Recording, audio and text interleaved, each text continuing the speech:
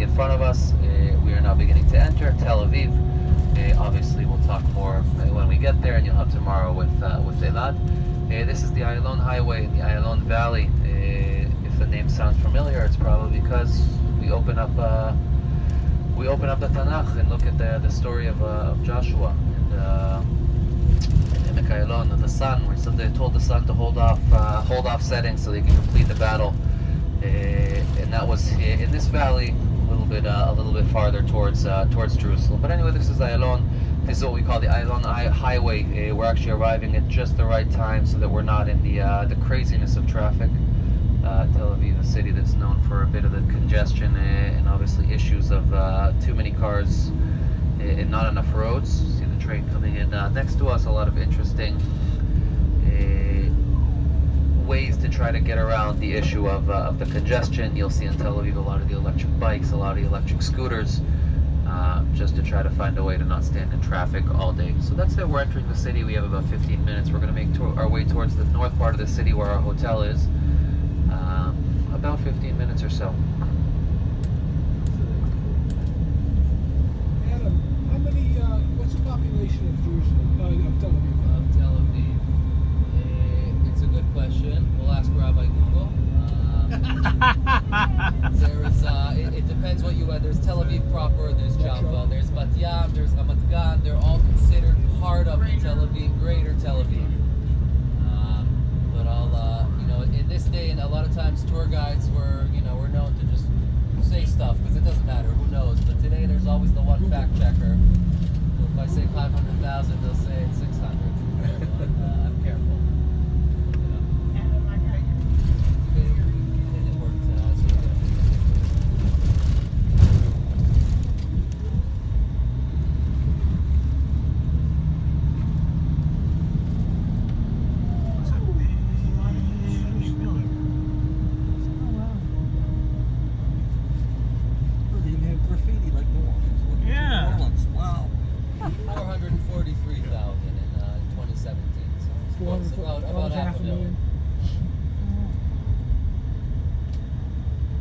Sure, it's pretty. It's about the size of New Orleans. Proper, kind of, yeah.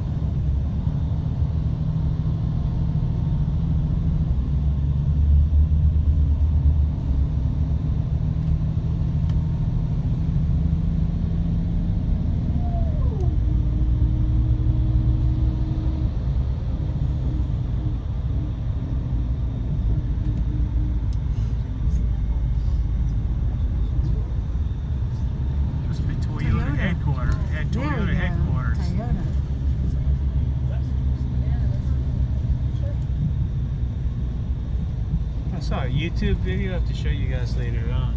They got a research group here in Israel somewhere that has made an electric car that runs on water and aluminum. That's interesting. And if that thing pans out, nobody will need gasoline anymore. And imagine how cheap it'll be to fill it up. Oh, I just need 5 cents worth of water and I'm ready to go, you know? Like the gas. But it's an electric car that doesn't need charging. You just put water in the tank instead of gas. Fascinating video. Look at that building. That's so cool. What? This is beautiful. It's like futuristic. Electro, what about that?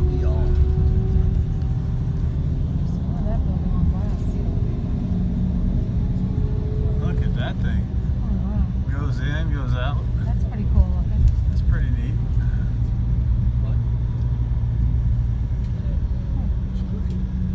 It's crooked. You saw some buildings down in Guayaquil, So they were different. twisted. So different from Jerusalem. Twisted. Jerusalem's very very little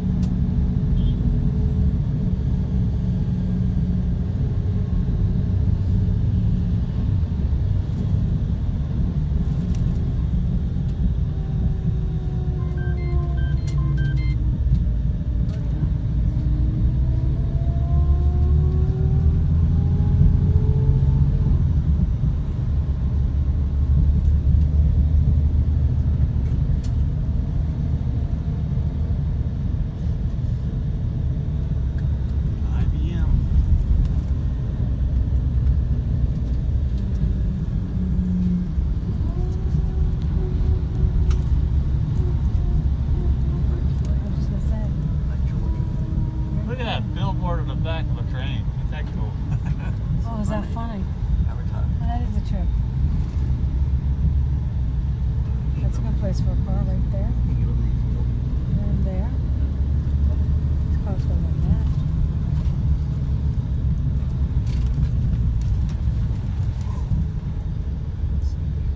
They're definitely doing some serious Look how work. they Look at those things. They're connected. Oh, wow, that is You have to take a cool. picture of that. Guarantee you, one side of the building's That's got very donuts. That round, the oval building. Looks like those smart buildings.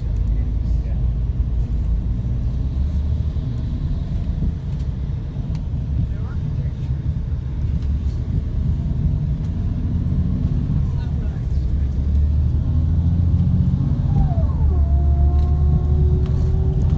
Yeah, you see all this, and then tomorrow we're looking at So we'll talk 3,000-year-old about it a bit buildings. more when we get to Jaffa.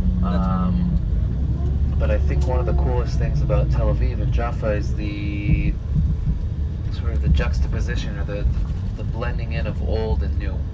The name Tel Aviv actually comes from those two words. Tel meaning old, something that's that's ancient, that's been around for a while, and Aviv meaning spring, new. And it's I think important to see in it that we see it best from Jaffa. Jaffa is a city that's been here for over 7,000 years. We have archaeologists have surmised that that's how long there have been settlements and people in Jaffa. Tel Aviv, everything that you look around and see here is about 100 years old at most. If we were to look at the city in 1917, you would see sand, you would see dunes, you would see maybe a bush here and there. This is all something that's been built up over the past 100 years. Truly the first Hebrew city, and that's I think something to keep in mind when you're looking through and walking through the city.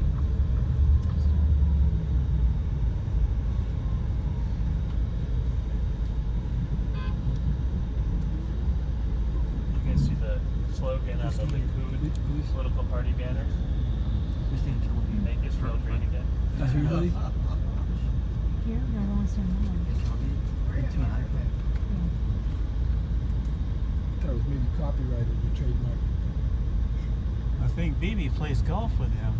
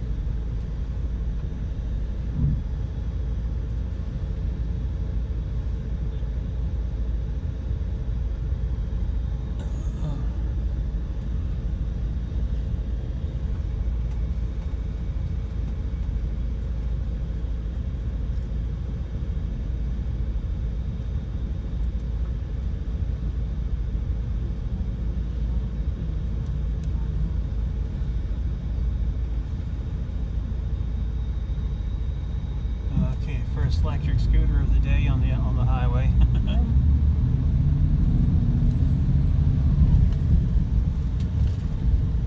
Some of these people have no fear.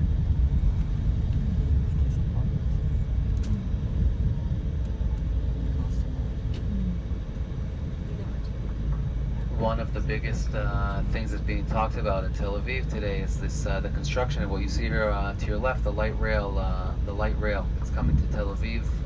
The construction is taking a heavy toll on the city in terms of traffic, but it's supposed to really be something that's going to help quite a bit with all the congestion. You'll see in Jerusalem when you arrive that the light rail is up and running, and it's been truly a great addition to the city, and they're working on building more.